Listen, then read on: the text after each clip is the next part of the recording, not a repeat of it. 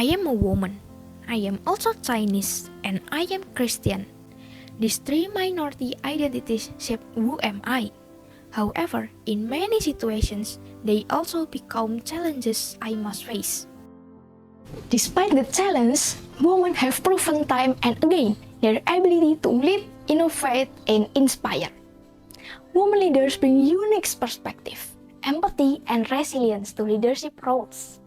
These are qualities the world desperately needs right now. However, for those of us navigating multiple layers of minority identities, the journey toward leadership is both a battle and a testimony of strength. Women make up nearly half of Indonesian population, yet only handful hold leadership population. And for those in double or even triple minorities, the road can be even harder. The challenges faced by women are magnified when layered with culture and religious minority identities. These overlapping stigmas often create a wall that feels insurmountable, but leadership, I believe, is about finding cracks in those walls and creating pathways for yourself and those who follow. Being a woman in Indonesia is already challenging.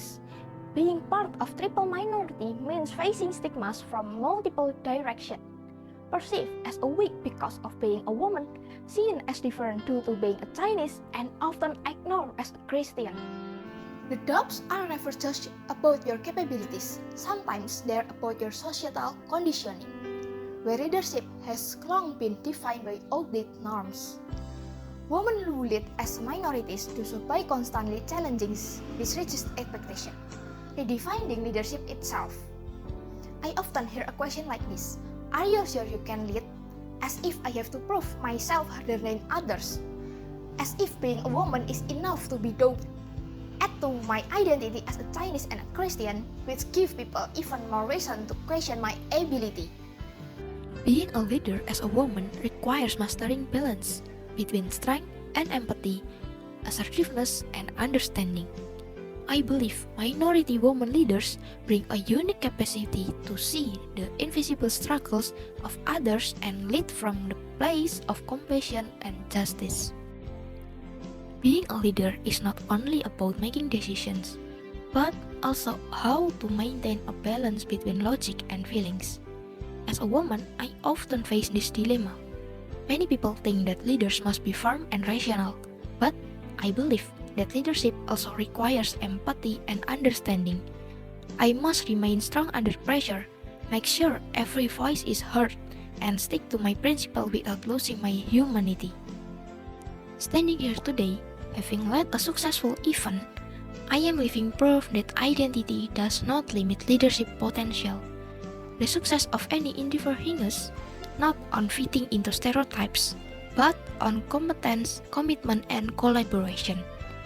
Women, and particularly minority women, need to be at decision-making tables because they enrich conversation and solution.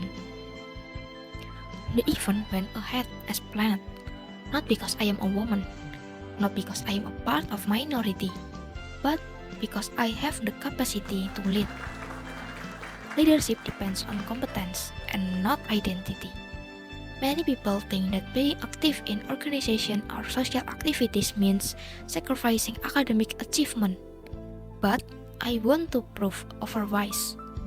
I managed to get PKM funding from Indonesian government and achieve the top 3 highest GPA in the class, showing that academics and leadership can be balanced if managed well.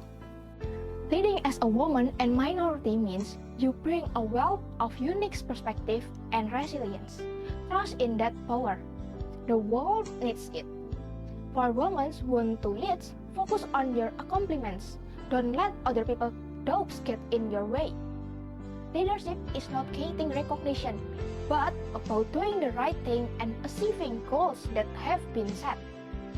Believe in yourself and lead with values you believe in. Effectively, leadership comes from integrity and consistency, not just technical ability. Be a firm, empathic leader because that will bring real change.